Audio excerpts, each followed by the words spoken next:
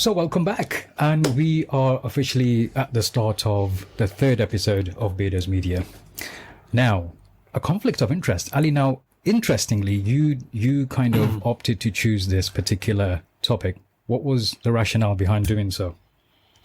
There was a few reasons, but I think just probably the main reason on the tip of everyone's tongue and on their mind at the moment is going to be to do with the Palestine-Israel situation. Okay. And I got a little bit annoyed at the way that the media kept describing it as a conflict. Mm-hmm.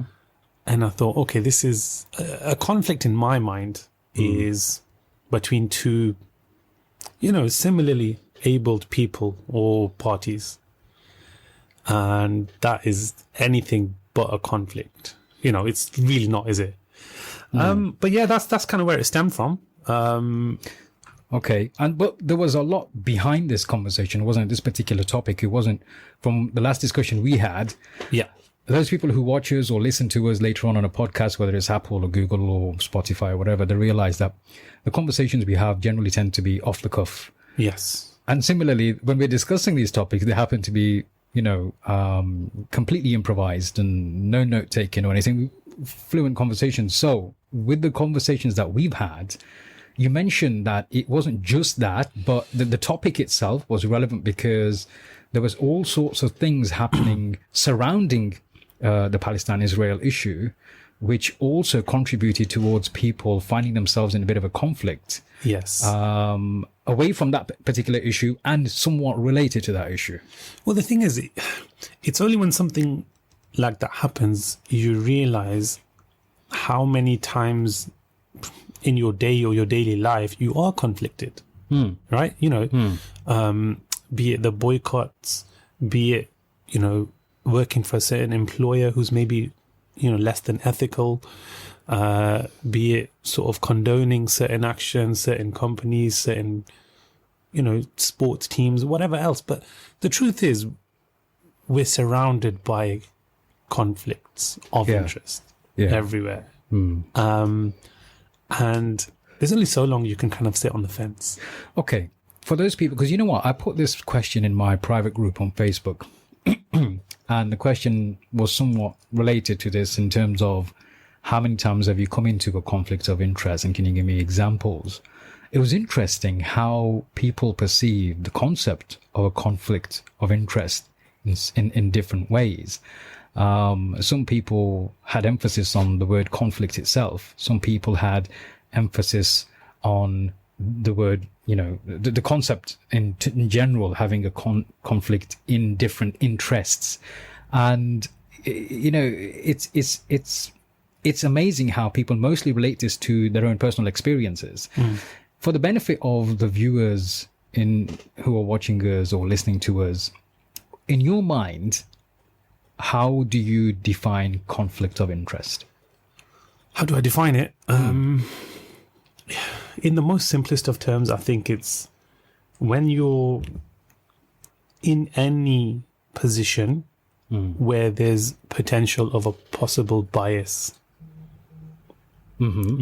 Just keeping it really simple. If you, for example, if I was to be, the judge or in the jury of, a trial and the defendant is related to me, it's not going to work, is it? Yeah. So it's where you have an interest in two or more different things. Yeah. So look, if I'm a judge, and you're expected to be impartial, or even when you can't be impartial, you expect it to be, what would be the right word? You're looking after the best interest of who you have that interest with, or what you have. Could be a what? Yeah. It could be any situation. You could be a self-employed guy or a girl or anything. Any of the other 99, yeah. And then you could be working for an employer, and have a conflict of interest because of what you're doing in terms of your business. There could be conflict of interest there. Yeah, I mean, we spoke on a previous episode about enlisting for the army. Yeah. Now that's an interesting one. That's a very... Because we had that discussion with Cole Mahay in a previous conversation, and we asked him the question, didn't we? Did you ever find people who had a certain identity, but they felt there was a conflict within their values or their whatever there might be, the background, and where they're having to go and perform their duties. Yeah. Which was a very interesting insight into how people felt. It is, and it's in situations like that where no doubt you're conflicted, but it's not one of those where you can sit on the fence. You just can't, can you? You know, if you're directly impacting one party or the other, you're not sitting on the fence, are you? If you enlist for the army, for example, and you're, you know, of whatever descent from whichever country, your parents, grandparents, whatever your heritage, and you're asked to go to that country and, you know, give them a piece of democracy, as they call it these days. You're not on the fence. You can't sit it out. You are conflicted, but you've picked a side. You're very much in the thick of it. But I think people have a lot smaller conflicts of interest. Look, not everybody's going to enlist for the army Like if or you the have police. 2 wives.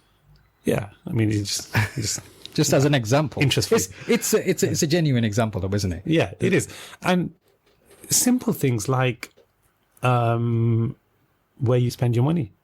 You see what I mean? Yeah. That's a conflict. You know, I have come across this for so many years now, almost 2 decades. You know, for some people who are a lot younger than us, this Palestine-Israel issue has been relatively new for them on their radar, yeah? For the last 15 odd years now, 15 maybe longer, 20 maybe years, I remember having a look at, you know, the conflict in inverted commas, because it's, as you say, it's not really a conflict as such.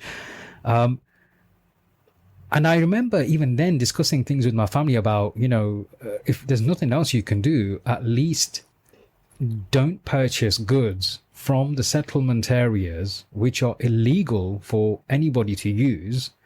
And people are making commercial, like they're using it for commercial purposes and making a profit from there.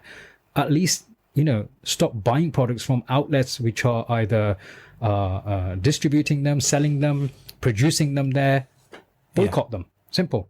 And it was amazing how even then people, although they have sympathies towards the Palestinians, they were like, well, how much difference is that really going to make? You know, it's only 1 bottle of Coke, or, you know, it's only one fillet of fish from McDonald's, or they would kind of have their reasons and convince themselves that what little effort they could put in was not worth the effort at all. Yeah, but that's the thing. Everybody sees their own actions as a drop in the ocean, which it is. But then, you know, it's from those drops that the ocean is made, isn't it? 100%, and wow, that's I was going to go. Are you going to quote that now? You're going to make an infographic of some kind? You know, your own quote on that. Now it's true though. You know, there's a Punjabi or Urdu saying similar to that. And that's what was on my mind. I just didn't know how to say it. I'll let you roll with it. But, as in the Potwari, it would be Poon Poon Dal Samandar Ban. I had Katra Katra. Katra is more probably Urdu. Katra ke saath Samandar Bante, or something like that. But you're right. It's exactly what it is, and it's important, I guess, for anybody in any kind of situation when they feel that they have a conflict, they're conflicting with 2 separate things.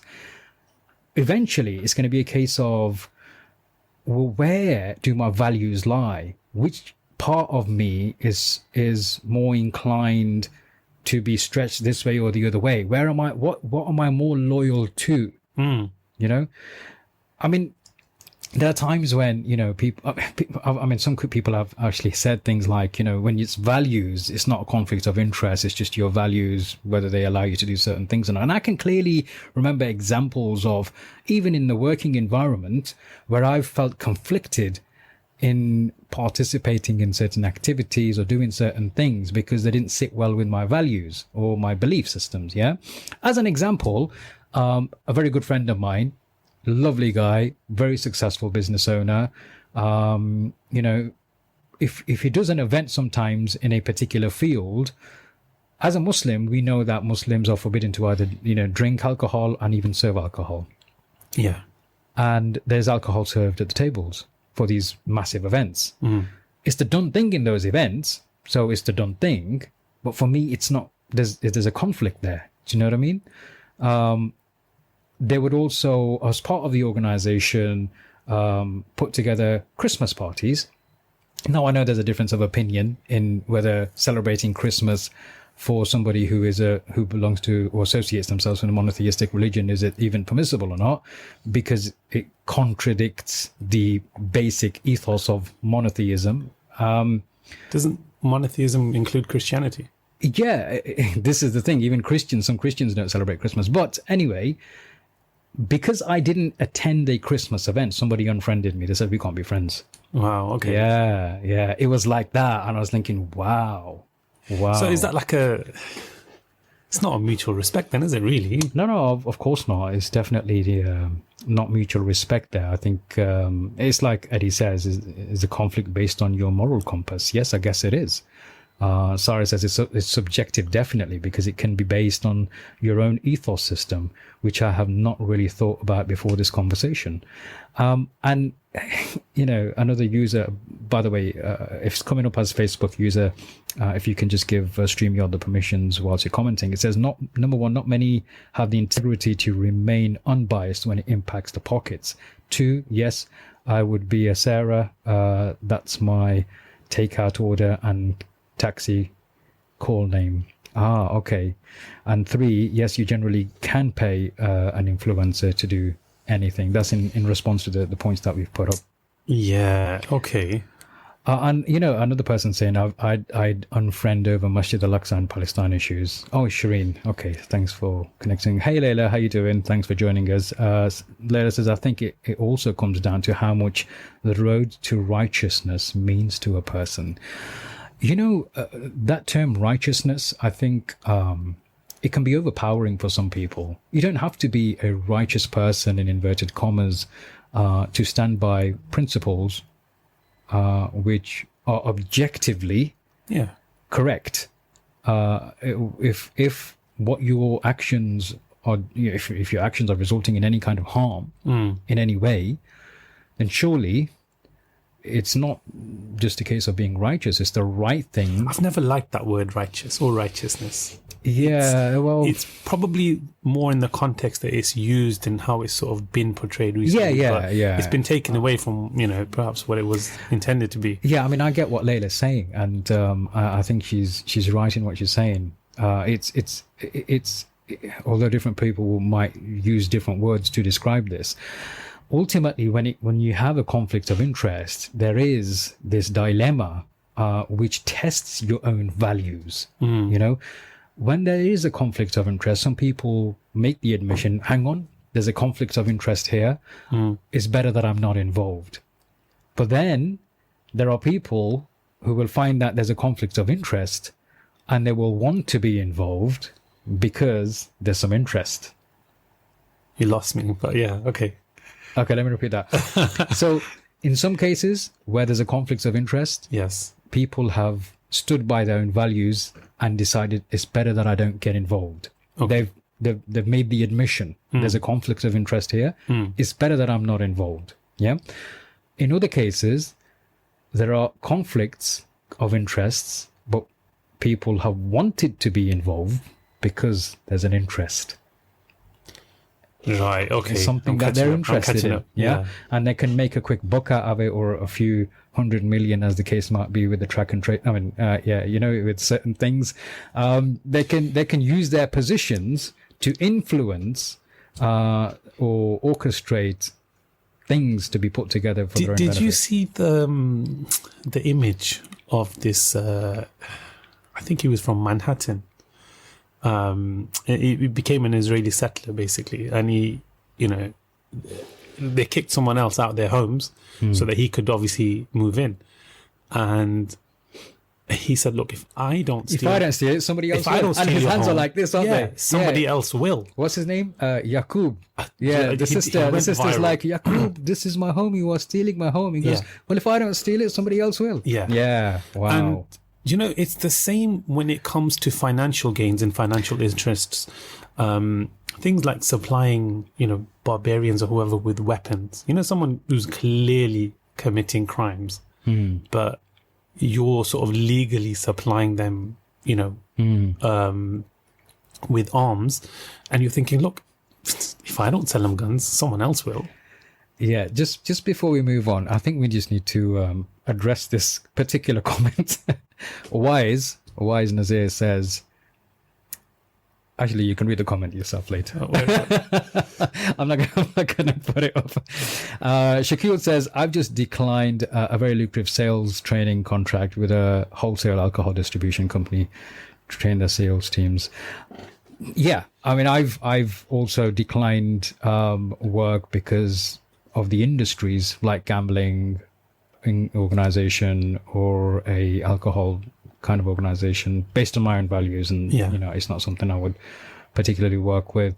So there's a conflict of interest, but you see, some people say that's your value. It's not really conflict of interest. I would say it's just semantics, and it's all in the same thing. There's two different things here. Yeah, there's one where I won't go into a pub with my mates and drink orange juice because my own values and stuff, I'm not very comfortable with it. I'm not my faith doesn't really allow me to be around where there's being alcohol being served and consumed and sold and all of these things, right? But even if we put that to aside for a minute, and let's bring it more towards, I think someone mentioned moral compass earlier. Yeah. So would I sell a weapon to somebody I know who's going to misuse it and harm other people on the basis or on the pretense that he promises not to harm me?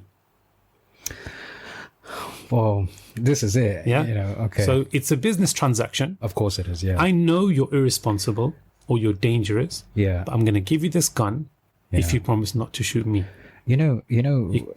Talking about business transaction and guns and stuff, right? I was reading I didn't go out my way to read The Independent. I was doing a little bit of background look on figures and how much, because a lot of people say, what's the UK got to do with what's going on over there? Why don't you just contact your MPs for local stuff? Why are you meddling in foreign stuff? First of all, they don't know the background on how the Balfour Declaration gave way to the whole creation of the Israeli state.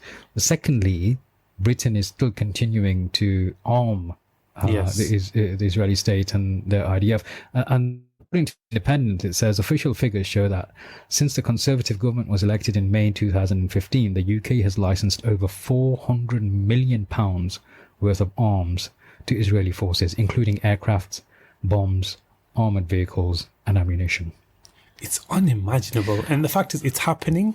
Yeah. And we're not batting an eyelid. And I see it in the news often enough, and I see it reported of how many UN laws that Israel has broken. How many crimes they've committed. Yeah. Whether their president prime minister is going to be trialed or not trialed. All of this.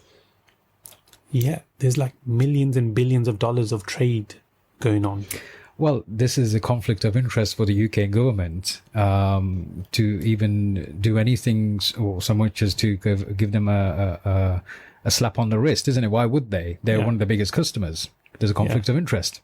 Yeah, and that's, you can put that down. And I think we can relate to this in our own kind of personal scenarios. Yeah. I want to buy some shoes. I want to buy a milkshake. Something as simple as a milkshake. Do you even wear shoes? I've never seen you wear shoes. I own shoes. I very rarely wear shoes. Yeah. But if I can be of that whole opinion of what difference does it make? It's a drop in the ocean. If I don't buy them, somebody else will. And I believe that you just got to magnify that, and it's a ripple effect. And if everybody does the same thing and has that same mindset, then divided we fall, isn't it? We're weak. Well, Layla says, don't your values ever change, though? I think when you look at the world, as we grow maturer, I think we come to realize where our values, or what our values are, or maybe the values evolve rather than change altogether. In some cases, they may, after you've maybe had some kind of a revelation or some kind of an experience which has resulted in you in rethinking things and remodeling your life. And this is something we do in NLP. When I'm coaching someone, you start thinking about exploring their own thoughts and getting them to realize and discover themselves. And the more you discover yourselves, the more you discover what your actual values are. And they may change, but that doesn't necessarily mean it's a bad thing. No. I think your values can change, but it's not necessarily a bad thing. If your values are based on other people's values, as most of us usually are as we grow up, and they remain that way, either those values have been fantastic or you've not been active enough to explore what your true values are. So yeah, the answer to that question is yeah, you can change your values. And you're right, coming back to what you were saying, it's generally a case of people discovering that something's happened, but when you're being given this information from mainstream media, a narrative which is being pushed from a certain direction, although this year I've seen a shift in that when it comes to the Palestinian-Israeli conflict, in inverted commas. But it's only really been the people that have woken up, isn't it? It's not, nothing has changed from, the powers that be and, the media outlets. They still define it as a conflict and define it as, two-way thing, and there needs to be this and there needs to be, but they throw stones and if they didn't do this and and it's only from the people, using their own platforms, their own voices, their own social media feeds to highlight, well, actually, it's not really evenly matched. Their homes are being taken, they're being barricaded, they're being denied, medical supplies, medical aid, building materials, pretty much everything and anything. Their homes are being bombed, their libraries, their hospitals. I think the media center in Gaza was bombed, wasn't it? It was targeted. Yeah, you had the AP agency there, wasn't it? So it's not really a two-way thing. If a Palestinian is saying to you, just please don't take my home, I don't want anything from you, just leave me alone. And the Israeli or the Zionist or the settler is saying, you know what, I've got to take it, I'm going to take it, this belongs to me, or whatever, yeah, I have rights over this, I was promised this 2,000 years ago. Was it 2,000 or 6,000? I don't know. Something like that. However, whatever it was, it's very strange to refer to that as a conflict. But the thing is, the narrative that's being pushed every time is that, Israel has a right to defend itself. Yeah. And it's as though the whole thing started from them having to defend themselves and then retaliate. In actual fact, they don't go just like a little bit further back to look at why Israel had felt the need to defend itself from what. Why did this situation escalate in the first place? Yeah. Do you know what I mean? And every single journalist could do that. You know what I mean? They say, well why did that happen? That's like me breaking into your house and throwing you out. Yeah. And then when you're trying to get back in, or even if you say something, I'm like, I have the right to shoot you now because you're harassing me or you're, it's very strange. But look, let's take a smaller example. In terms of employment. Yeah? Yeah. Now, forget about doing the job and fulfilling all that. Even prior to the job, how many conflicts do we have? Give me an example. The beard. Oh, yeah. The number of people who have... Actually, this actually happens. People have actually expressed... they've shared experiences of how they felt that they were treated differently because of their appearance, and particularly when someone's got a beard or wearing a hijab, those kind of things. Yeah, I mean, I've never worn a hijab, so I can't really speak from experience. But not even on some days. No, occasionally on. I think you have. No, it was a long time. I think you have. But there is certain things which we know and we've heard accounts of, and of why somebody would perhaps not be seen as suitable in inverted. It just doesn't make sense. So but how is that a conflict of interest? So now you're conflicted. You've got a beard, whether it's for, your own values, your tradition, your religion, your faith. Or a turban in some cases. Yeah, and this has also happened. I think when we were growing up, it was probably in around our sort of college years where I came to realize that, look, certain Sikh brothers are taking their turbans off and, having haircuts and stuff. I'd never seen or heard of that before, because the Sikh are a very, very proud people. And they probably adhere to their faith and their values better than anyone. I feel like even large segments of the Muslim community lost their way or, watered down and diluted before they did. Yeah. But then as we were sort of coming up, we were realizing, and there was friends around us that would, came to college or stuff one day with a haircut. I still remember it. Yeah. In college, and I was just shocked. But it's only them that really know why they do it. It's not, you don't just decide to wake up one day and think, oh, I'm going to... Ali, how is that conflict of interest? It's a conflict of interest because of the reason that they did it. And this is my next point. They don't just wake up one day and think, I'm just going to take the hijab off. Yeah. I'm just going to dress this way. Okay. I'm just going to, I'm going to go from Muhammad to Mo, or from Samir to Sam.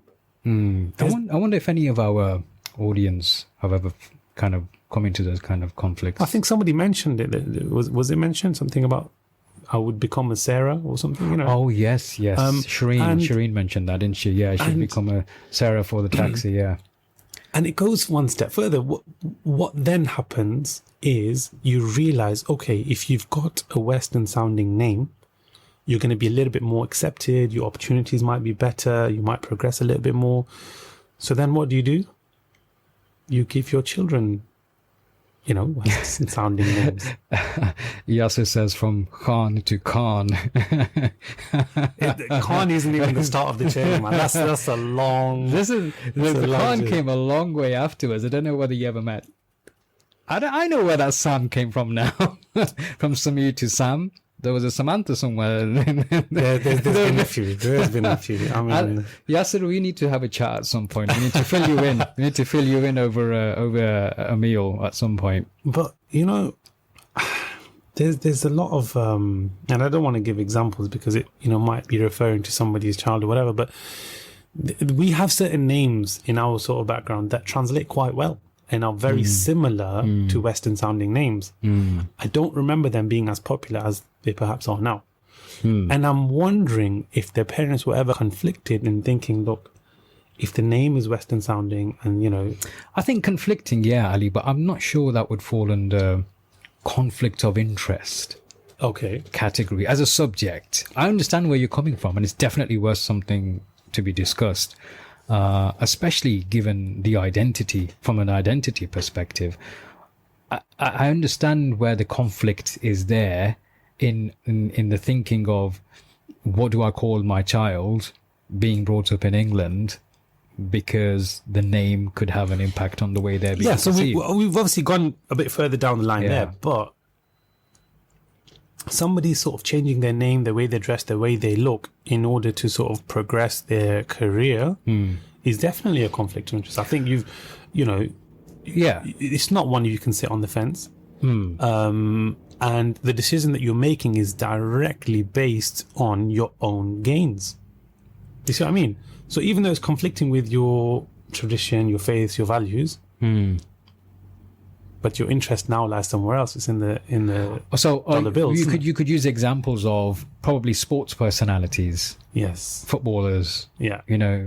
Some who have kept their religious identity. Mo Salah was a classic example from the beginning. And still is, yeah. Yeah. From the beginning, it was somebody who... I remember there being chants about Mo Salah. I mean, I'm not into football, but you know how footballers have chants for the clubs and stuff. Yeah. Anthems and things. And there was one about Mo Salah, if you go to the mosque and you be a Muslim, and I'll do the same or something like that. I don't remember the words, but I'm sure we've got a few Liverpool fans there. Yeah, I'm sure we have. And they were supporting him. Now people like Khabib Nurmagomedov in UFC, you can disagree whether there's UFC is even permissible from an Islamic context, striking on the face, because that's forbidden. But as his identity, he remained a Muslim. But there have been some people who, despite their identity, they've kind of gone into supporting, or, even in cricket, is it Mo Ali? in cricket. Yeah, okay, the English cricketer. Yeah, he didn't want to promote a certain sponsor on his shirt, so he loses out on some of his salary. Those are his values. There's a clear conflict of interest there from his values and what his club and his country is even promoting and wanting him to promote. But they respected that. It's a clear contradiction from his values, and they respected that. But some people didn't. But there's a conflict of interest. That's a classic case of conflict of interest. But in some cases, that even where people have possibly been conflicted within their interest, they've gone ahead. Like, we talked about can you pay influencers to pretty much promote anything if you give them the right amount of money? Shireen says, yeah, you can. And I suppose celebrities are like that in some cases, where even if they don't believe in something, they will. And I'm not saying also about celebrities like that, obviously, but even some then, I think there's like there's two or three categories, yeah. And I think the lower category is maybe knowing that this this shampoo doesn't give you hair growth to bald people or whatever, yeah. But you think, you know what, I'm getting paid for it. It's shampoo, and it's not going to work the miracle that they claim, but I'm going to sell it anyway or promote it for money, yeah. I get that. It's not. Is it moral compass again? Is it right? Is it wrong? It's not great, but okay. But then if selling something that is directly against your beliefs, or promoting the sale of something like alcohol or gambling, it has to conflict with your beliefs, and I guess it comes down to how. It's like Layla coincidentally just said. I think we also ought to consider how confident and assured a person is with their identity. Many of us who grew up in immigrant parents will have a fairly fractured and distorted identity. If you're on the fence, you'll go around in circles with conflicts of interest because your interests aren't always clear or firm. 100%. Absolutely. Yeah. And this is where and this is why I keep saying it pretty much every time I'm online, I say, self-identification, self-discovery. This is why it's very, very, very important. Unless we do that, we don't know what our values are. There was a time, sometimes I get asked to deliver keynote speeches, as you know. And one of the topics which I get asked to deliver repeatedly is success on your own terms. And in there are three things which I feel are very, very important for any individual to work towards being successful on their own terms. One is values, then you've got purpose and you've got passions. Values is always going to be at the top for me. Now, we can't understand our values until we understand ourselves. How can you understand your values if you don't understand who you really are? And that's what it comes down to. Now, when you understand who you really are, anything which causes some kind of detriment to you or your values, you're going to stay away from. It's as simple as that. So when you're conflicted in the interest of several different things, naturally, you're going to protect the interest which you hold of higher value. Isn't it? Yeah. It's actually true. And that's, I suppose, identity it is very important to know exactly. Look, doing your homework in anything is important. And knowing who you are is probably top of the list, right? 100%. For me, it is. At least for me, it is. But I think we live in such a time where it's difficult to. You can know where your interests lie, but then it's difficult to see things for what they are nowadays. Look, you can. We gave the example of shoes or burgers or whatever else. Did you just mention burgers? I mentioned burgers again. I'm thinking of burgers. What has buying a coffee got to do with the liberation of the Palestinian people? Okay, good question. I mean, you would think that. You'd think there's no relation. You'd think, well, I'm not supporting Israel and I'm not supporting this genocide or these illegal settlements or anything. Yeah. Just buying a coffee. Well, it's one of the points you put up in the blurb, isn't it? Foodies that love their food, but the food doesn't love them back. Yeah. So you're right. Beyond the identity, you've got to know of the identity of pretty much everything and anyone, whatever you do and whoever you sort of, wherever you spend your money. However way you interact with the world outside, you need to understand to a degree who or what you're interacting with, and to what extent. Yeah. That's true. isn't it? Yeah, it's like Including burgers. of course, of course. And this is why that burger won't love you back, Ali, even if you love it so much. I do love it so much. It's not going to love you, Like, man. so I'm much. telling I get you, it. it's not going to love you. You got to No, stop this burger.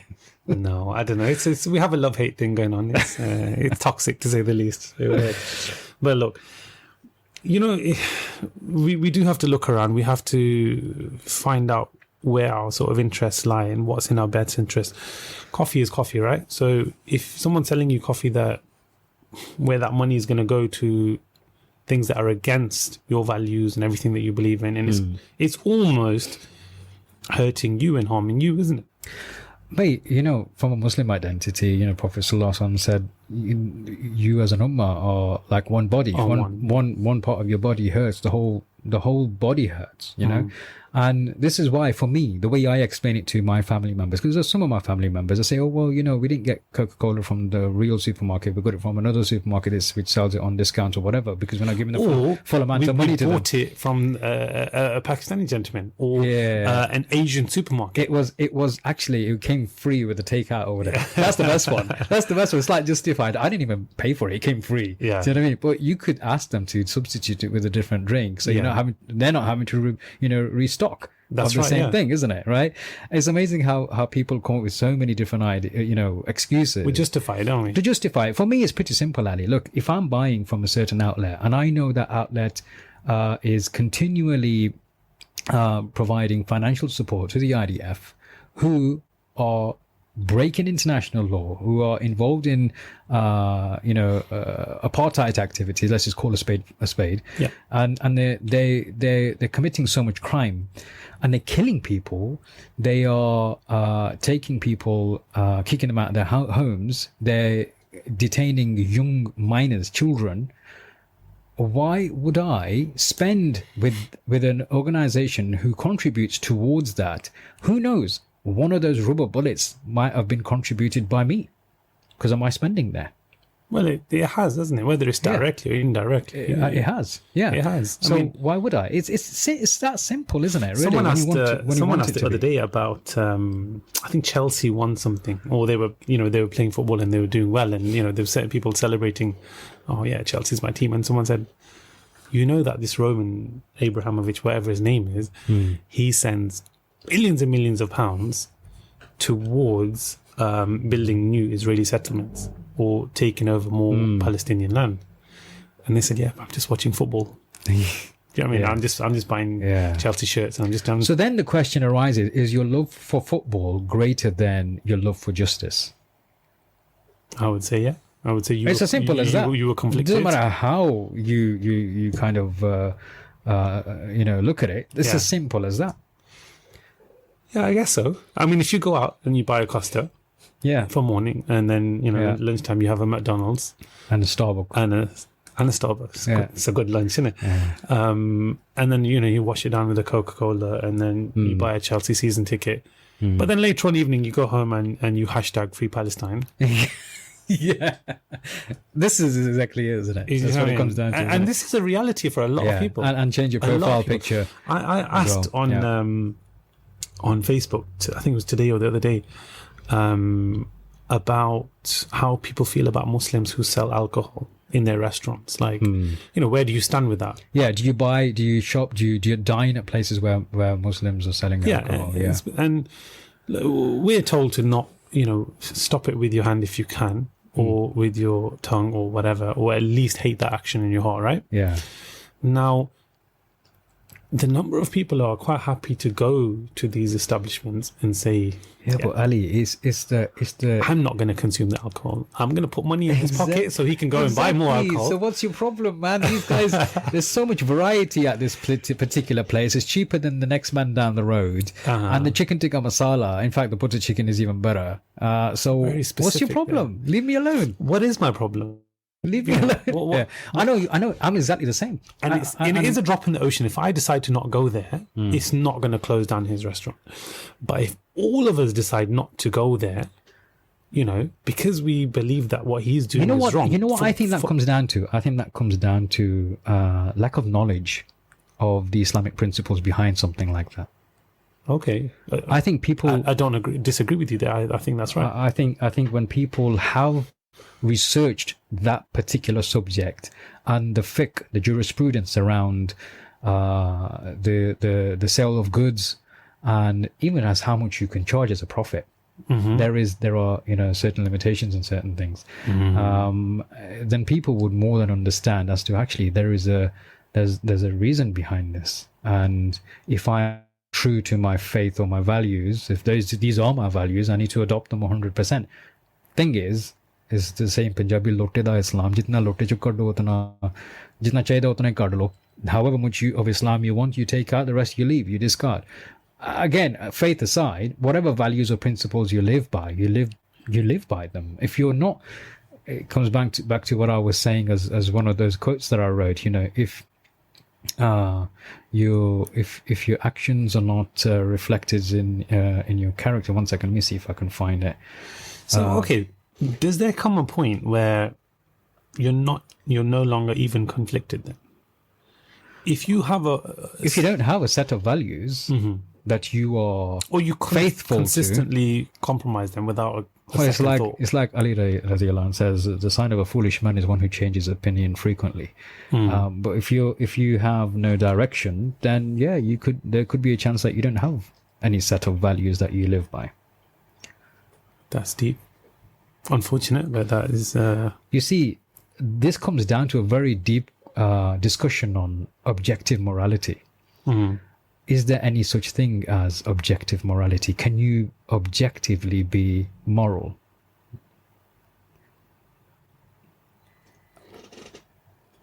By the way, Zahur says Starbucks have denied they support Israel. I'm not sure how legit that post was. Not very legit. No, it actually is. I don't know of that specific post, but I know a little bit enough about Starbucks to tell you that that's not true. Okay, so Layla says, I was shamed by a Muslim lady for buying a Nestle water bottle. She was unable to understand that I physically find it more demanding to drink from larger bottles, not Nestle. So the Nestle one was my only choice, as my local store is a tiny one. People need to use better judgment and be as merciful towards others as we would hope God will be towards us. 100%. I agree that people can be overly judgmental at times based on what they see, but we only judge by the appearance when it comes to these things, unfortunately. Yeah, we do. People don't have anything else to judge by. But I think there's a better way in terms of, with more wisdom, that dialogue or conversation could have taken place than shaming someone for doing something like that. Educating people. If somebody was to sit down with this lady and say, okay, we've established what you're saying isn't wrong, but let's move on from that fact now. The way that you've done it, do you think it's effective? Do you think you've carried yourself with Islamic etiquette, with manners, do you actually believe that you've advised somebody in the best possible way? This is the question, isn't it? I see a lot of people when and I've seen this on the internet. I've been added to WhatsApp groups when the whole Palestine-Israel thing came along, and people getting very, very excited about doing something, which is great. People should always have implement some kind of attention and effort into, and exerting effort into doing the right thing. But it just as quickly as it rises, that's as quickly as it dies down. And especially when it comes to the youth, I've noticed from, not that I'm not young, I'm a part of the youth. I'm just from the upper scale of the youth.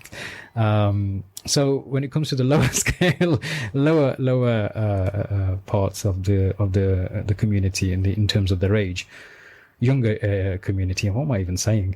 I noticed that there's this josh, there's this like kind of blood boiling energy to get things done, which is fantastic. The lack of consistency, unfortunately, is sad to see, though, because sometimes even within the conversations that they have, they end up saying things possibly, I would hope that it's not deliberately, but which are quite abrupt and not so full of wisdom in the way they Yeah. approach things. They're like very down your throat and stuff, like as though they know best. Yeah. And there's, sometimes it's detrimental. Sometimes it has the absolute opposite of the desired effect. 100%, it puts people off. It Puts people off. You just don't want to get involved into a conversation with someone like that again. Yeah. You're just saying, I absolutely love the awareness and stuff that was created over this whole Israel-Palestine issue of, recent. But then, was there need for you guys to honk your horns, block the roads, blast your tunes, put your flags in people's faces, or say, kill the Jews or whatever else? Astaghfirullah. That's an extreme thing. That's an extreme thing. Now, if you've got perfectly neutral people, or people with a conscience, and people who just haven't come across it before for what it is, for calling a spade, yeah. Now, they see you guys acting like just ridiculous. The acts, some of these guys partake in aside, I would disagree with you in the getting together of and putting demonstrations together. Demonstrations. Because the world can see then that how much it's upsetting other people around the world that these people are being seen. But what does the world see? Does the world see that these guys are, standing up for a cause and they actually have a valid point? Or does the world see that they're just... Yeah, you're always going to get some people who are going to ruin the whole experience and the whole... This is what comes back to this Muslim lady who said, don't drink Nestle water, and just laid into this other sister. That's not the way to do it. No, that's what I mean. There's no wisdom in that. Yeah. And whenever you educate anyone on anything, there has to be, you have to use wisdom. You have to use tact, diplomacy, and you have to be wise in the way that you bring that message across. Some different people learn in different ways. Different people will take things from people because of a different approach that they'd used. So it's not always going to be the same approach that works. Do you think a lot of people crumble when it comes to conflict of interests? I think those people, again, coming back to what I was saying originally, those people who haven't truly understood their own values, yes. Those people who understand their values, no. So say... They're less likely. They might still have weak moments, but they're less likely. Yeah. So... You see it from high-profile people quite a lot, is that, when their son or daughter commits a crime, even though they're like a high standing in society, they'll, if possible, they'll want to brush it under the carpet, or they'll want to kind of like overlook it or have it, make it go away. What a conflict of interest. Like, really, is that, if those are not your values and that is not how you conduct yourself, and that's not the society that you want to see, then why is that? Like, what are you actually doing? Can you come back from that? Boris Johnson, and I don't know why his name comes to mind. It's normally not like that. But best mate. Yeah. Role model. Boris, he's said a lot of things and he's done a lot of things in his time. But now he's supposed to be the one that kind of fixes the country, runs the country, sets the standard, and, everything else. I think someone even asked him, those things that you said about Muslims and black people and everything else, like, do you still believe that? Do you know what I mean? What was the response? I don't think he gave a response. I don't know if it was a question directly put to him, which is probably not the easiest thing to do. Probably not. Boris is Boris. You could ask him, something else, and his rambling could take you anywhere. Yeah. But it is very difficult. I don't like to see people able to get away with that so easily. Well, they do get away with it. I mean, we talk about conflicts. I mean, there's so many people in my group last night mentioned Matt Hancock and the track and trace funds, and how in politics people get away with literally murder. Forget just siphoning money for their own interests. But that's politics. This is why when people are always like, we have to support this particular group or that particular party, for me, I think it's just an illusion of choice. considering the ones that actually come up. Simra says, "Hey, my brothers, so glad you're back." There was a few extra Y's on "hey," but I don't know if I can I don't know if I can pull that off. Rafiq says, "Sometimes we end up looking the other way because it's easier than sticking up to our principles and beliefs." But then I remember the story of the Abid who worshipped Allah day and night, but lived in the midst of sinners. When Allah sent the angels to destroy the city for their sinning, told the angels to start with the Abid. Am I reading that wrong? Servant. Oh, okay, with the servant. Okay. Yeah. First, because his face didn't go red from seeing what was going on around him. I paraphrased. Yeah, so he wasn't ashamed of what was going on around him. So he just, although he might not have partook in the activities, he accepted it as the norm. And that we see that quite a lot nowadays, don't we? Because it's the way it's been sold to the community and the society. That's why. What is the norm? The norm is what we're told the norm is. We've got to break free from the shackles of what mainstream commercial entities want us to believe what the norm is and think for ourselves. It's the lack of critical thinking and the lack of independent thought which often drives people towards becoming sheep. And there's then no unique identity. What is your identity? What are your values? You know, we talk about what your values are. You can't, if you don't even know what your identity is, think about it. I think Layla mentioned about a lot of us coming from migrant backgrounds, and our identity is distorted and fractured. Of course it is.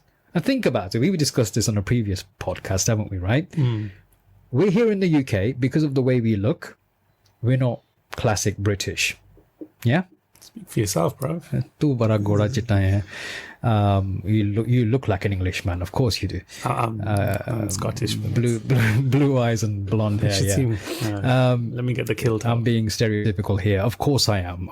I'm just demonstrating a point here. In this country, some people will not accept us for being English, in inverted commas. You go over to your homeland, your motherland, right? What did they say? Valaiti aage. Yeah? Yeah. He's the Englishman. Yeah. So for them, you're the Englishman. Well, that is when they're being kind, man. You've never been referred to as no. When you're the bakri and you're chuza, they're gonna slaughter you. Not literally, but for your money. So for people back home, you're the Valaiti and you're the foreigner. For people here, you're the foreigner. You don't. Some people here, you're the foreigner. You're not English because you may have been here for the last couple of generations, but you're brown. Yeah. And the question is, if you're neither here nor there, where the hell are you? I get asked that all the time. No, you get asked for a different reason altogether. You know, where the hell are you? No, it's so true. Rafiq says, we've desensitized to the shameless act and behavior. It's normal to see someone walk down the street naked or on social. But is it? Where do you live? Where are you hanging about, Rafiq? You need to tell us. Asking for a friend, yeah? No, we need to stop them. We need to prevent that from happening. That's why we need to go down. But if someone dressed in a modest way, then it's like they've committed murder. You know, France is a classic example, isn't it? France is a classic example. You take your clothes off, you're fine on the beach. You put a burkini on or a burqa or any clothing, even a niqab, you know, you get fined. You know, the funny thing was, you know, because of the coronavirus, everybody had to wear masks.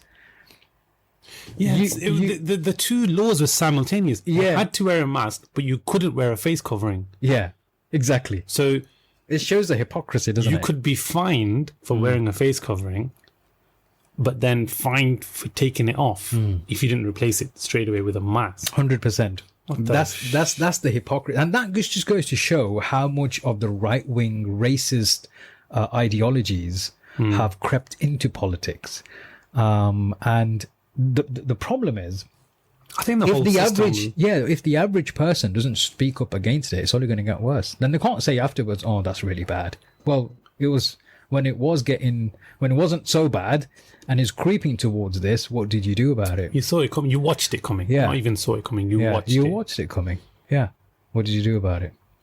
It's a load of codswallop, isn't Have it? you ever thought of any kind of almost like a tip or an advice for somebody when they reach a particular conflict of interest? Like in their mind, they're swayed as to, look, do I go for the monetary? Do I compromise for money, career, whatever?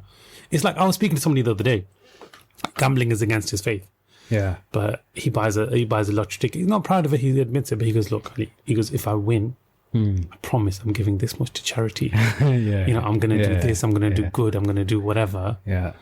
And I just find it strange how. That's a good question. And it's actually a similar question to somebody who's just asked the question now. So the question is, if you're forced into a compromising position, is it your nafs or your logic stroke reasoning skills that drive your decisions? Is this Rafiq and the naked people compromising positions, or is this? This is somebody else. Oh, okay, that's Rafiq.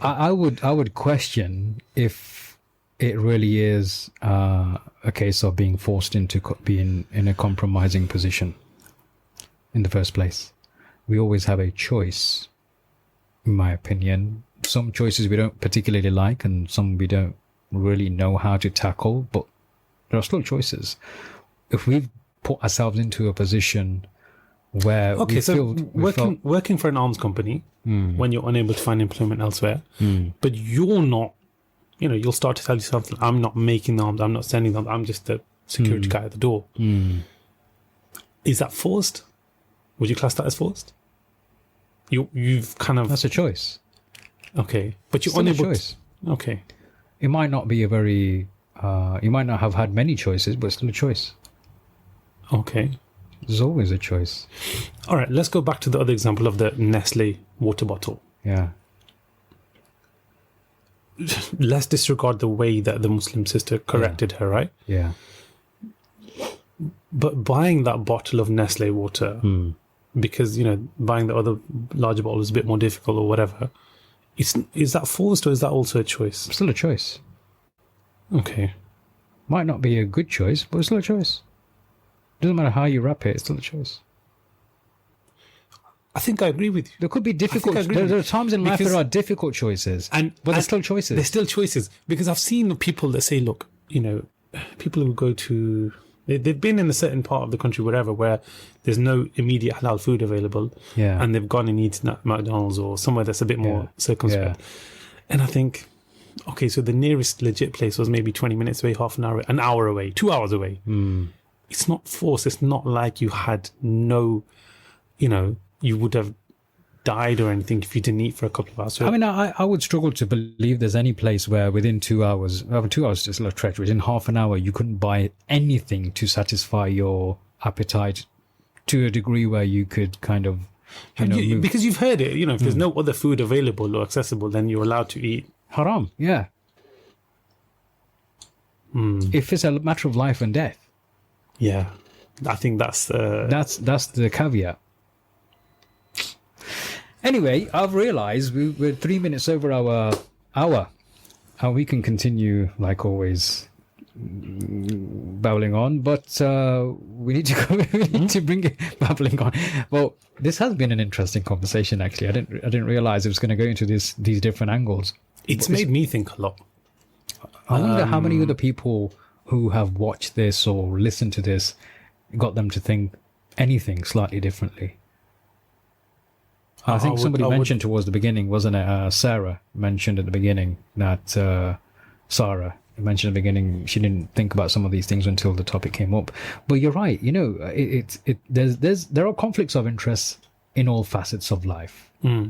Some are very, very minor. They don't even come across as conflicts of interest, but some could be quite major. Ultimately, from my perspective, if your values, if you understand your values and you understand choices, then you make the choice which fits your values more often than not. We all fall short at times, like the question about the water bottle, Nestle water bottle. There are sometimes in places like Pakistan, every water bottle is a Nestle water bottle, pretty much. And if I have no other choice, I'll probably end up having to buy one. Eventually. So we all fall short, but the reality is there's always a choice. Question is, how much do we understand our own values to understand which choice to make. I think for as long as there's a conscience and we're looking to form somewhat of an informed opinion and, do our bits of homework, there's still hope. Yeah, definitely. Indeed. There's still hope. There's still that chance. It's when you switch off, when you allow your moral compass to sway and you lose that conscious thing, then it becomes a very slippery slope, which I hope, we can snap out of, because it's kind of where we are as a society right now.